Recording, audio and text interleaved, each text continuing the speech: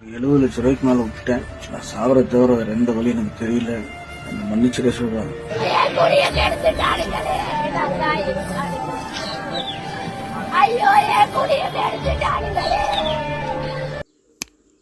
So hello my dear fellow peoples, இந்த வீடியோவில் வரவர் பார்த்தீங்கன்னா ஒரு லாரி டிரைவர். ஸோ உங்களோட ஃப்ரெண்ட்ஸ் மூலியமாவோ ரிலேட்டிவ்ஸ் மூலியமாவோ யார் மூலியமோ அந்த betting app, rummy betting app வந்து அவருக்கு தெரியப்பட்டிருக்கு. ஸோ அவர் வந்து ஒரு சடன் ஏதோ ஒரு ஆசை காமிச்சு இந்த ஆட்லலாம் போகிற மாதிரி பல லட்சங்கள் பார்க்கலாம், பல கோடிகள் பார்க்கலான்னு சொல்லிட்டு அவருக்கு அவ்வளோ ஆசை இருந்திருக்காது. பட் இருந்தாலும் இப்போ இருக்கிற ஒரு சுச்சுவேஷனை விட ஒரு கம்ஃபர்டபுளான லைஃப்க்கு சீக்கிரமாக போக முடியும் அப்படின்னு ஒரு ஆசையில் போயிருக்காரு, ஒரு ப்ரியர் நாலேஜ் இல்லாமல். ஏன்னா பெட்டிங் ஆப்பில் என்ன நடக்குதுன்னு யாருக்குமே தெரியாது, அது என்னன்னு தெரியல. ஸோ அந்த மாதிரி விஷயத்துக்குள்ளே தெரியாமல் தயவு செஞ்சு போகாதீங்க.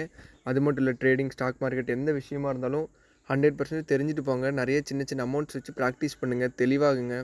அப்படி நடுவில் உங்களுக்கு அது முடியலன்னா தயவு செஞ்சு உள்ளே இறங்காதீங்க. நான் இருக்கேன்னு சொல்லி தேர்ட் பார்ட்டி மூலிமா உங்களுக்கு 100% தெரிஞ்ச இறங்குங்க, எல்லாம் போகாதீங்க.